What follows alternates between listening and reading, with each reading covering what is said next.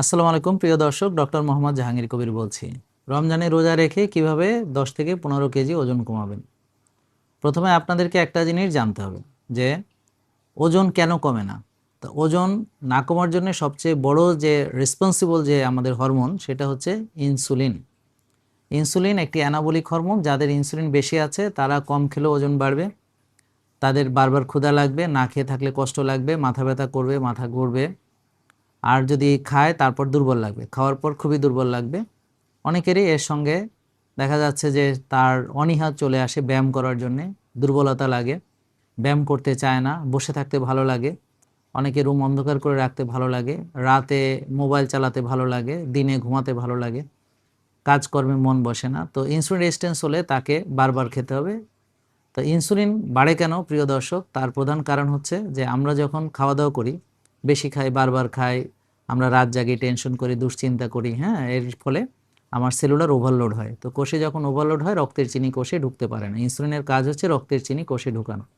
তখন আরও বেশি ইনসুলিন তৈরি করে, ব্রেন বলে যে সুগার বেড়ে যাচ্ছে, আরও বেশি ইনসুলিন তৈরি করো। তো বেশি ইনসুলিন আবার রক্তে হাইপার ইনসুলিনিমিয়া, যেটা তো হাইপার ইনসুলিনিমিয়া হয়, ইনসুলিন লেভেল বেড়ে যায়। তো অতিরিক্ত যে ইনসুলিন সেটা আরও বেশি চর্বি জমাতে সাহায্য করে এবং আপনাকে বারবার খাওয়ানোর জন্যে সে ক্ষুধা লাগায়, বলে যে খাও খাও খাও, হ্যাঁ, আর আপনি খেতে থাকেন, হ্যাঁ, সেটা হচ্ছে ব্যাপার। আর না খেয়ে থাকলে খারাপ লাগে, কারণ ইনসুলিন বেশি থাকলে ফ্যাট বার্ন হতে পারে না। তো এখন ওজন কমাতে হলে আমাদেরকে ফ্যাট বার্ন করতে হবে। অ্যাকচুয়ালি আমরা ওজন কমাতে চাই হচ্ছে চর্বি গলানো। এখন রোজা তো আমরা রাখছি, তো রোজা রাখলে কিন্তু ইনসুলিন লেভেল কমে যায়, রোজা রাখলে সুগার লেভেল কমে যায়। তো রোজা রাখা হচ্ছে একটা উত্তম পদ্ধতি ইনসুলিন কমানোর জন্য। আমি সারাদিন না খেয়ে আছি, তখন আমার ইনসুলিন লেভেলটা কমে যাবে। তো আমরা কি করব, যে রোজা রেখে আমরা ব্যায়াম করব ইফতারের আগে, এতে করে খুব ভালো ফ্যাট বার্নিং হবে।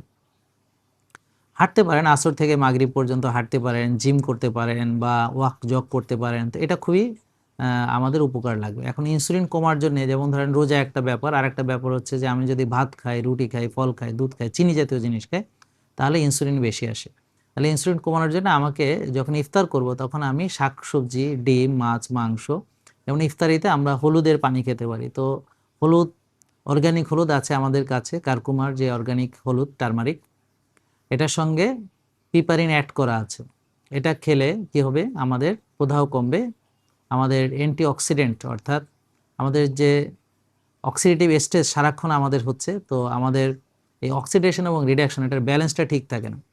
তো এই জন্য আমাদের অ্যান্টিঅক্সিডেন্ট জাতীয় খাবার খাওয়া দরকার। তো হলুদ কিন্তু অ্যান্টি ইনফ্লামেটরি নয় শুধু, এটা অ্যান্টিঅক্সিডেন্টও বটে।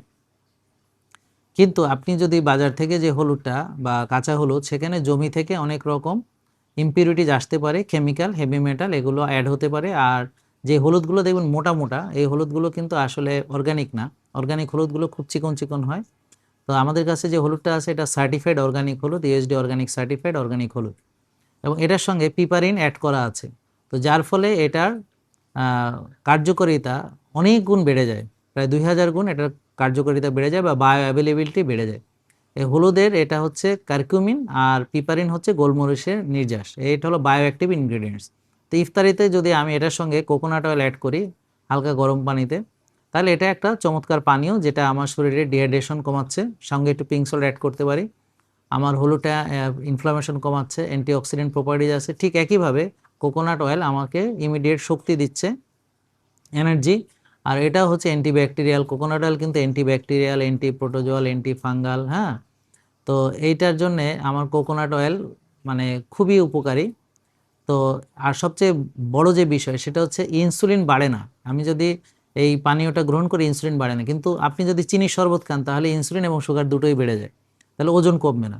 তাহলে আপনি ইফতারিতে খেজুর খেলেও ওজন কমবে না। মানে যাদের ইনসুলিন বেশি আছে, মানে ওজন কমাতে চান, তারা ভাত খেতে পারবেন না, রুটি খেতে পারবেন না, ফল খেতে পারবেন না, দুধ খেতে পারবেন না, চিনি জাতীয় কোনো খাবার খেতে পারবেন না, মুড়ি চিড়া জাতীয় খেতে পারবেন না, কলা খেজুর খেতে পারবেন না, এটা ফলের ভিতরে পড়ে, হ্যাঁ, এই ধরনের শস্য জাতীয় কোনো কিছু খেতে পারবেন না, আলুও খেতে পারবেন না। তাহলে আমি কি খাবো? আপনি শাকসবজি, সালাদ, হ্যাঁ, বিভিন্ন রকমের সালাদ, ডিম, প্রাকৃতিক ডিম, বিশেষ করে হাঁসের ডিম, হাঁসের ডিমটা কিন্তু খুব পাওয়া যায় বাংলাদেশে, ন্যাচারাল।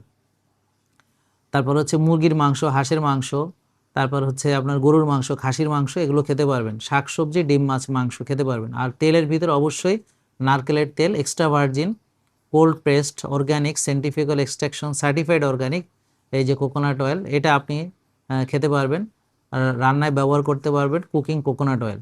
ঘি দিয়ে আপনি ডিম ভাজতে পারবেন, যেমন আমরা ডিমটাকে কুসুমটা যেন নরম থাকে আর ডিমের সাদা অংশ যেন সাদা থাকে, এইভাবে আমরা কুসুমটা নরম রেখে এইভাবে ডিমটা খেলে সঙ্গে একটু পিঙ্ক সল্ট দিলাম, একটু গোলমরিচের গুঁড়া দিলাম, একটু ঘি দিয়ে বা কোকোনাট অয়েল দিয়ে করলাম, সেটা হচ্ছে সবচেয়ে ভালো উপকারী। সঙ্গে সালাদ বা শাকসবজি দিয়ে খেতে হবে। আমি ইফতারিতে কিন্তু ভিনেগারের পানি খেতে পারি, যেমন vinegar, Apple cider vinegar with mother, coconut cider vinegar with mother, এবং রমজান উপলক্ষে কিন্তু বিশেষ ডিসকাউন্ট চলতেছে, 10% করে ডিসকাউন্ট পাচ্ছেন, আর ওয়েবসাইট অ্যাপসের মাধ্যমে অর্ডার করলে 12% ডিসকাউন্ট পাচ্ছেন। 09678242404 এখানে কল দিয়ে বিস্তারিত জানতে পারবেন অফার সম্পর্কে। আর আপনাদের যে ইনসুলিন বেশি কেনা, অর্থাৎ ইনসুলিন তো অ্যানাবলিক হরমোন, যেটার কাজ হচ্ছে চর্বি জমানো এবং ফ্যাট বার্নিংয়ে বাধা দেয়। তো ইনসুলিন কমানো ছাড়া ওজন কমানো সম্ভব না। আপনার ইনসুলিন বেশি আছে কিনা, আপনার ইনসুলিন থাকতে হবে 4-5। 09678242404 এখানে কল দিয়ে আপনার ইনসুলিন বেশি থাকলে সেটা আমরা টেস্ট করতে পারবেন। টেস্টে অনেক ডিসকাউন্ট পাচ্ছেন রমজান মাসে, প্লাস ডাক্তার দেখানো, পুষ্টিবিদের পরামর্শ নেওয়া, আমার লাইভ সেশনে অ্যাটেন্ড করা, প্লাস জিমের পরামর্শ নেওয়া, এবং প্লাস আপনার বাসায় যাওয়ার পরও হেলথ কোচ আপনার খোঁজ খবর রাখবেন ফোনে, তার সঙ্গে যোগাযোগ হবে, কোনো সুবিধা অসুবিধা তার সঙ্গে কনসাল্ট করতে পারবেন। তো এতগুলো সুবিধা আপনি পাচ্ছেন বিনামূল্যে। তো এই পুরো অফারটি পেতে আপনারা 09678242404 এখানে কল দেবেন। তো বলছিলাম ওজন কমানোর কথা। তাহলে ইফতারিতে আমরা কি খেতে পারবো? ভিনেগার, একটু লেবুর রস, একটু আদার রস, একটু পিঙ্ক সল্ট, এভাবে আপনি ডাবের পানিতে খেতে পারেন। তো একটা কচি ডাব রেগুলার খেতে হবে। আপনি গ্রিন জুস বানাতে পারেন, আমাদের গ্রিন জুসের রেসিপিটা দেখে নেবেন। আপনি ডিটক্স ওয়াটার বানিয়ে সেখানে পিঙ্ক সল্ট দিয়ে সেটা খেতে পারেন। আপনি চিয়া সিড, তোকমা দানা, ইসবগুলের ভুসি এগুলো মিশিয়ে আপনি সুন্দর করে এটাও পানীয় হিসেবে খেতে পারেন। তা আমরা কোনো রকম ফ্রুটস খাবো না যারা ওজন কমাতে চাই। এবং আমি যেভাবে বলছি এভাবে রোজা রাখুন, আপনার 10 কেজি থেকে 15 কেজি ওজন কমে যেতে পারে। আপনার ওজন কত সেটার উপর নির্ভর করে। যাদের ওজন অনেক কম, তাদের 75 কেজি আছে, তা ওর 5 কেজি কমলেই যথেষ্ট, ওর তো আর 15 কেজি কমার দরকার নেই। রমজানে ইজিলি এটা অ্যাচিভ করতে পারেন। তাহলে আমরা ধরেন যে কোনো একটা পানীয় আমি গ্রহণ করলাম, তারপরে আমি চলে গেলাম নামাজ পড়তে। নামাজ পড়ে এসে আমরা রাতের খাবার এশার আগেই শেষ করব, এবং অবশ্যই সেটা সালাদ, শাকসবজি, সটে ভেজিটেবল, ডিম, মাছ, মাংস এর ভিতরে, এবং ভালো তেল দিয়ে রান্না করে যে কোনো একটা খাবার আমরা খাবো। অতিরিক্তও খাবো না যেন আমার তারাবি পড়তে কষ্ট, আবার এত কম খাবো না যে আমি সারাদিন রোজা রাখতে কষ্ট পাই। এরপর আমরা তারাবি পড়ে এসে তাড়াতাড়ি ঘুমিয়ে পড়ব। এখন আমি স্যারিতে লবণ মেশানো পানি খেয়ে রোজা রাখবো। আর যারা শুরু করছেন, অর্থাৎ যারা ফ্যাট অ্যাডাপ্টেশন আগে করেননি বা ইনসুলিন এখনও কমাননি, তাদের জন্যে স্যারিতে আপনি ডিম খান বা মাছ খান বা সঙ্গে শাকসবজি বা সালাদ খান, এটাই পরামর্শ দিব। কোনো কার্বস খাওয়া যাবে না, ভাত, রুটি, ফল, দুধ এগুলো কিছু খাওয়া যাবে না। তারপর যখন দেখবেন যে আপনার আর ক্ষুধা কমে গেছে, না খেয়ে থাকতে কষ্ট হচ্ছে না, তখন আপনি সাহারিতে শুধুমাত্র পিঙ্ক সল্ট মেশানো ডিটক্স ওয়াটার খেতে পারবেন, এর বাইরে অন্য কিছু নয়। এভাবে আপনি রোজা রাখবেন এবং ইফতারের আগে ব্যায়াম করবেন। রোদে যাবেন দুপুরে অথবা বিকেলে বা সকালে, এভাবে ভাগ করে যেতে পারেন। দুপুরে বেশিক্ষণ রোদে একসঙ্গে থাকলে হয়তো ডিহাইড্রেশন হতে পারে, কষ্ট হতে পারে, এই কারণে। আর অবশ্যই ওজন কমানোর জন্য বিকেলে ব্যায়াম করতে হবে। তো এছাড়া তো আমরা তারাবি পড়ছি। শ্বাসের ব্যায়ামগুলো আমরা খালি পেটে করব। 8টি শ্বাসের ব্যায়াম করতে হবে আপনাকে। অবশ্যই আমার ভিডিও থেকে ইউটিউবে আমাদের 8টি শ্বাসের ব্যায়ামের ভিডিও আছে, দেখবেন। এবং যারা নিয়মিত আমাদের ভিডিও দেখেন, অনেকেই দেখছি ইউটিউবে এখনও সাবস্ক্রাইব করেননি, কাইন্ডলি আপনারা ইউটিউবে সাবস্ক্রাইব করবেন এবং বেল যে বাটনটি আছে এটা আপনি বেল আইকনটি ক্লিক করে রাখবেন, অর্থাৎ নোটিফিকেশন পাবেন যখন আমার নতুন কোনো ভিডিও আসবে।